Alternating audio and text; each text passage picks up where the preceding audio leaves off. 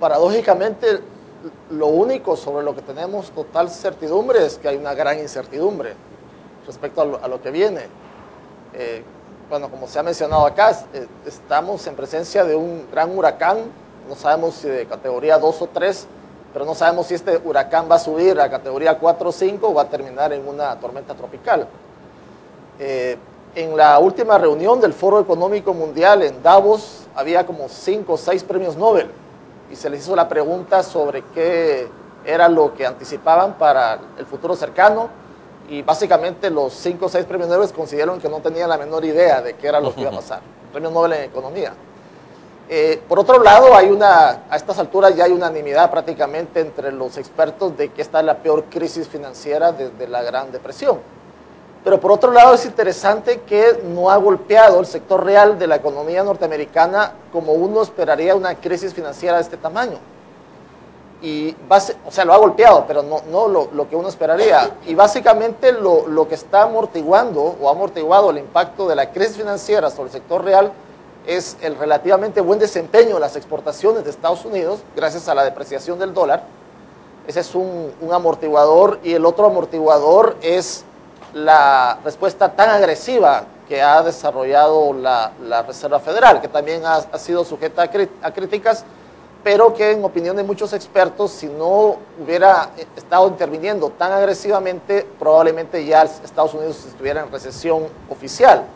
Ahora es interesante, el último dato que se dio del crecimiento de Estados Unidos para el segundo trimestre de este año es de 3.3 anualizado, o sea, una tasa de 3.3%. En medio de esta crisis no es una tasa mala, pero como digo, vamos a ver qué es lo que sigue en el futuro cercano. Los efectos sobre El Salvador ya se han empezado a sentir. Bueno, se ha mencionado lo de las remesas. La semana pasada la presidenta del Banco Central decía que de enero a agosto las remesas habían crecido 4.9 comparado con el mismo periodo del año pasado, que tampoco es una tasa mala tomando en cuenta la situación.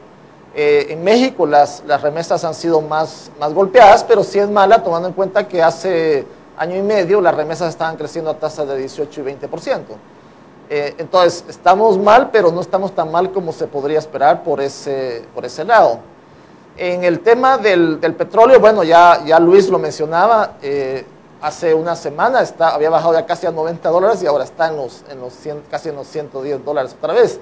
Y con esta otra vez huida de los inversionistas buscando refugios en los mercados de futuros, de commodities, particularmente en petróleo y oro, probablemente empiece a volver a subir a 120, 130, no sé. Con lo cual las esperanzas que se habían levantado en el país de que los precios del petróleo y luego las implicaciones fiscales que esto tiene sobre los subsidios iban a producir un cierto desahogo, pues ya prácticamente se están evaporando nuevamente.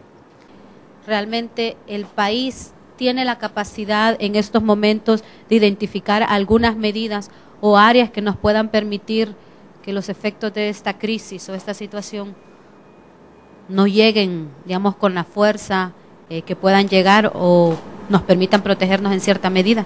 Tal vez el primer caso es que El Salvador también tiene su propia dinámica. Entonces estamos viendo esta tormenta que se ve como una tormenta de esas que solamente se dan una vez cada 100 años, y resulta que también nosotros tenemos nuestro propio evento local que se llama las elecciones del próximo año. Entonces esa es la coyuntura tal vez delicada que tiene el país en este momento. Hemos visto cómo Standard & Poor's puso al país en un watch crediticio con una perspectiva negativa.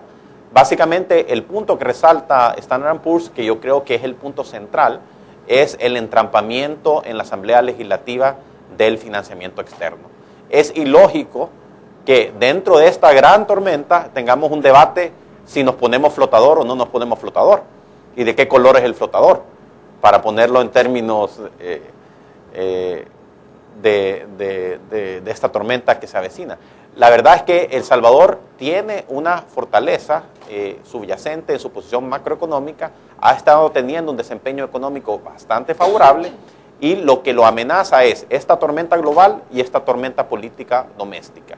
En este momento la discusión es, una de las primeras barreras que uno pondría alrededor de la economía de El Salvador es una barrera de liquidez. Y esa liquidez empieza con la liquidez del gobierno.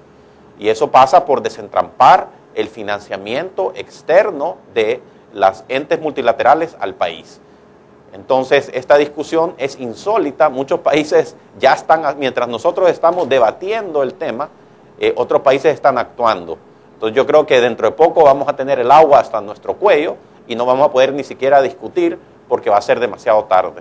Así que las herramientas están ahí. El Salvador tiene una posición fiscal realmente solvente en términos de deuda y tenemos el financiamiento externo disponible de entes multilaterales si logramos desentrampar este tema político.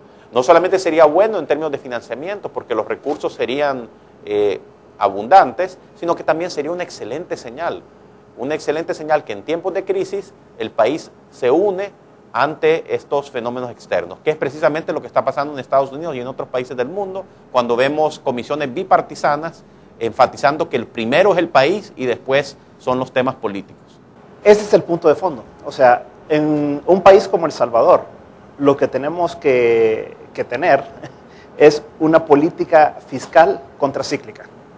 Ustedes lo vieron en Estados Unidos. En Estados Unidos, ya decía Carlos, que creció 3.3% el Producto Interno Bruto en el segundo trimestre. ¿Por qué en el segundo trimestre? Porque ahí fue cuando le inyectaron la devolución que hizo el Tesoro de Estados Unidos de impuestos a la población. Y eso fue lo que ayudó a que creciera en el segundo trimestre, y por eso es que no entró en recesión oficialmente en Estados Unidos en ese momento, sino que lo va a hacer hasta más adelante en el año. Ahora fue porque hubo esa política contracíclica. Ahora en El Salvador se necesita lo mismo. Si nosotros no somos lo suficientemente inteligentes como sociedad y los partidos políticos no comprenden la gravedad de la situación que hay en el país, entonces vamos a estar en grandes problemas. Si aquí un partido u otro quiere sacar raja política de esto, lo que va a hacer es emproblemar realmente a todos los salvadoreños. Y al final de cuentas se les va a pasar la factura a los partidos políticos. En Estados Unidos vemos cómo la semana pasada se da toda la crisis, entonces el viernes se logra llegar a un acuerdo inicial ya con el Congreso de que estaban dispuestos a evaluar si otorgaban $700 millones para paliar esta crisis. Y entonces ya el fin de semana se dieron reuniones y ya se dieron muestras de buena voluntad. Se espera que de aquí al viernes ya haya una respuesta de parte del Congreso y del Senado de Estados Unidos. En El Salvador, ¿cuál es el problema? El problema es de que tenemos una limitante fuerte dentro del sector público, o sea, dentro de las cuentas fiscales. ¿Por qué? Por un lado, porque subieron salarios, ¿no? Eso implica 40 millones más de gastos. Segundo, porque hay un subsidio eléctrico que a este momento se debe $183 millones que se tiene que pagar, creo que la próxima semana. Hay más o menos, calculo yo, cerca de 100 millones que se debe a las gaseras, alrededor de 40 millones que se les debe a los buceros, y podemos seguir sumando, ¿verdad? O sea, la inversión pública, etc. Entonces, lo que queda bien claro, a los gastos extrapresupuestarios de fin de año que siempre se dan, ya vimos a la policía, ya vimos al Ministerio de Salud, ya vimos a todo el mundo diciendo no me alcanza el dinero, que por el petróleo, que por esto, que por aquello. Entonces, tiene que haber un refuerzo presupuestario significativo también a fin de año que puede ser de varios cientos de millones de dólares también. Todo esto nos lleva a una situación en la que el fisco requiere fondos adicionales, pero adicionalmente tiene una deuda de corto plazo de alrededor de $500 millones, que lo que tiene que ocurrir en los próximos meses es que una parte de esto se va a vencer.